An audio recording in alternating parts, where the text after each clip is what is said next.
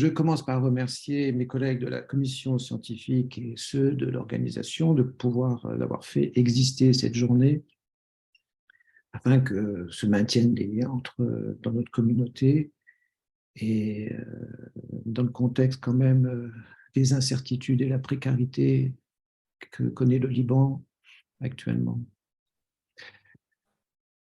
Voilà. Alors, donc j'ai intitulé mon intervention de la folie du doute à la certitude psychotique. Et c'est donc ce binaire, doute et certitude, que je vais interroger à partir de la clinique.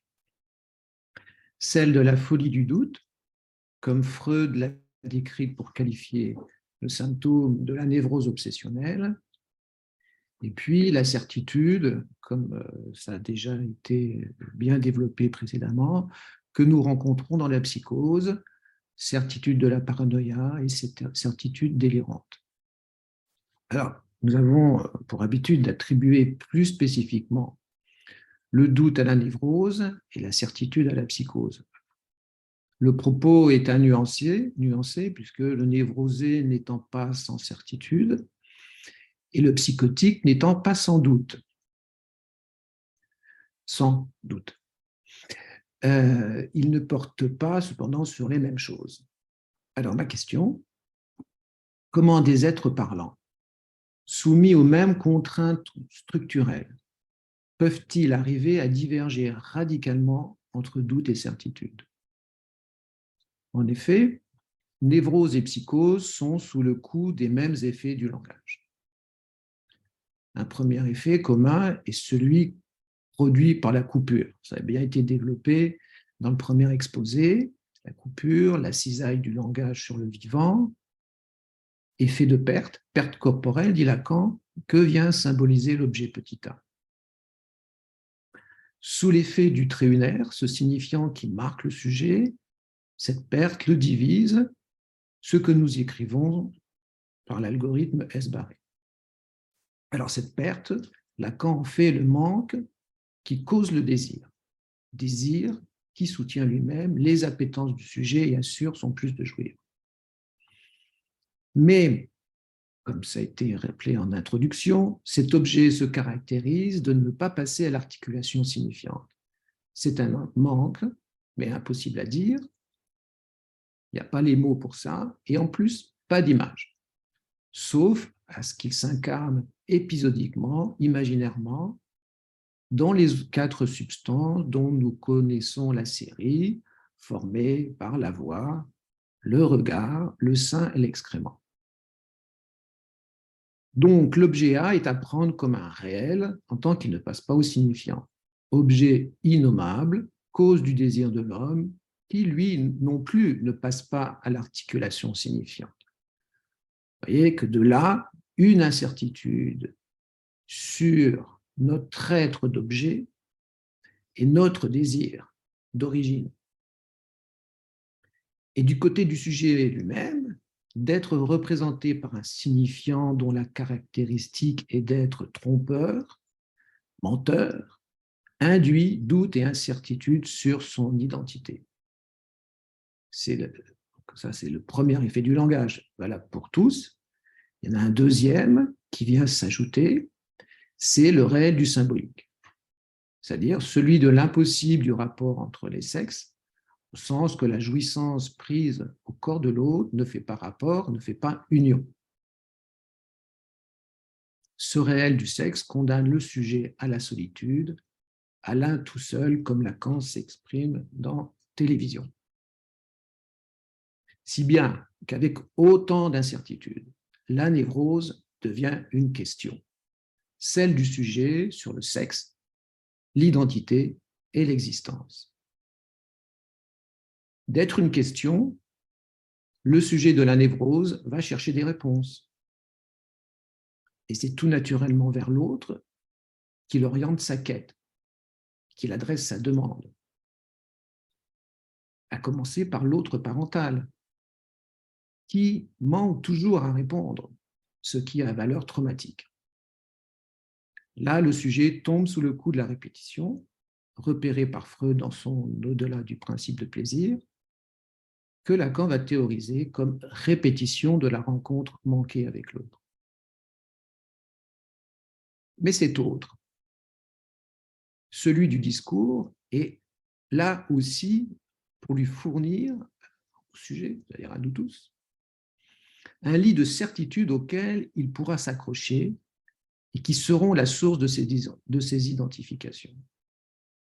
Lacan dit que le sujet sa parole au discours. Alors, il y a les cadres que nous connaissons qu'il a définis, mais plus généralement, il y a le discours commun dans lequel nous baignons, celui qui véhicule les idéaux et les valeurs, qui fixe l'ordre et la norme à partir desquels se règle la jouissance des corps d'un groupe social. Dans ce discours, le sujet baigne dans un flot d'affirmations qui sont présentées comme autant de vérités premières et auxquelles il choisit de croire ou pas pour se forger une opinion. Ces croyances partagées donnent leur assiette au sujet aux fins d'organiser les relations sociales. Personne n'y échappe, y compris le psychanalyste quand il sort du discours analytique. Mais même quand il y demeure, il n'est pas à l'abri des signifiants maîtres, des voix qui orientent le discours analytique dominant. C'est que les voix que véhiculent tous les discours ont un fort pouvoir hypnotique. Alors, je crois que Lacan dit quelque part que tout discours est hypnotique. J'ai lu ça, mais je n'ai pas retrouvé la référence. Mais en tout cas, la clinique le démontre. La crise de la Covid, je viens des choses actuelles, que nous avons traversée a été exemplaire à ce sujet. Sous couvert d'un discours scientifique, très hétérogène en lui-même, voire relevant de pures élucubrations, devenu un discours courant, repris en totalité ou en partie par le discours politique, on a pu mettre au pas une grande partie de la population mondiale. Et certaines populations n'en ont pas encore fini. Voyez comment le discours du maître féroce impose encore en Chine des confinements de population en soutenant une politique folle de zéro Covid. Je ferme cette petite parenthèse sur l'actualité. Les discours sont donc la structure nécessaire à organiser le lien social entre les parlants. Ils ne sont que des uns tout seuls. Ça, c'est une première fonction. Et à couvrir l'impossibilité du rapport sexuel. Seul le psychotique, dans sa forme schizophrénique, y est moins sensible. Lacan le dit hors discours. N'étant pas contraint ou moins contraint parce que détermine le discours chez le névrosé. Mais dans le champ clos de la relation sexuelle, c'est-à-dire au niveau du corps à corps, le sujet n'a pas de recours possible aux discours établis pour réaliser l'acte sexuel. Pas de discours sur lequel s'appuyer pour se coitérer, c'est un néologisme de Lacan, avec son partenaire. Alors son recours, c'est le fantasme. C'est par le fantasme que le sujet fait son entrée dans le réel de la relation sexuelle. Pas d'autre entrée possible, précise Lacan. Et en effet, c'est par l'intermédiaire du fantasme que le sujet barré va se coupler avec son objet, avec l'objet plus de jouir de ce fantasme qui lui permet la relation homme-femme. Ce fantasme qui soutient le désir est le gage d'une assurance dans son rapport à la réalité et donne au sujet le cadre de sa quête de l'objet chez l'autre. Cette perte de vie qui est la sienne d'être sexué, celle du effet du langage, là je cite Lacan, le fantasme va la lui procurer, mais via des objets, des pulsions partielles. Et encore, que de façon transitoire, car l'atteinte de l'objet pulsionnel renouvelle son manque, car ce n'est jamais ça. En compensant la perte par un objet de jouissance, la pulsion partielle restaure la perte originelle et reproduit l'effet de castration opéré par le langage. Parce que pas de jouissance qui soit toute. Si bien qu'il n'y a d'accès à l'autre du sexe opposé que par la voie des pulsions partielles. Mais le fantasme n'est pas seulement en jeu dans la relation sexuée. C'est toute la réalité du sujet qui est concernée par le fantasme.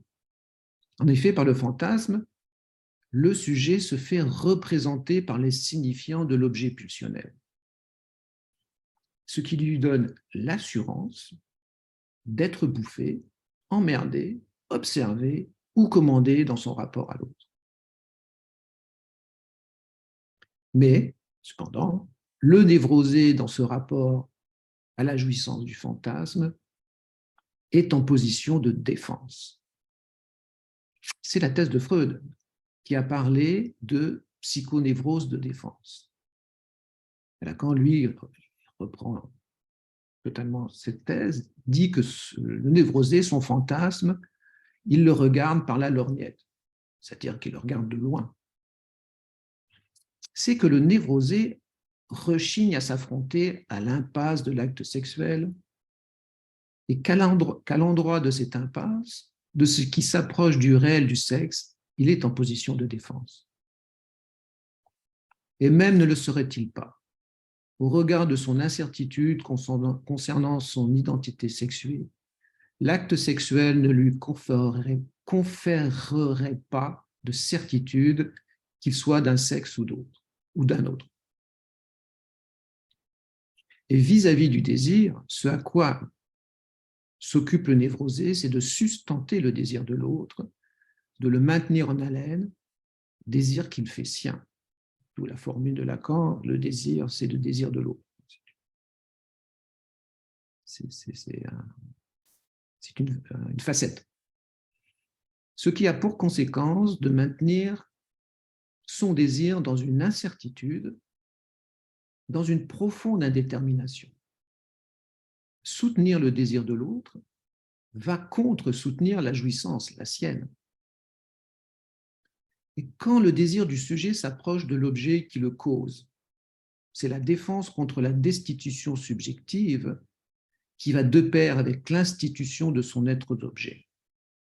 Et l'angoisse surgit alors quand le sujet noue son désir à l'objet.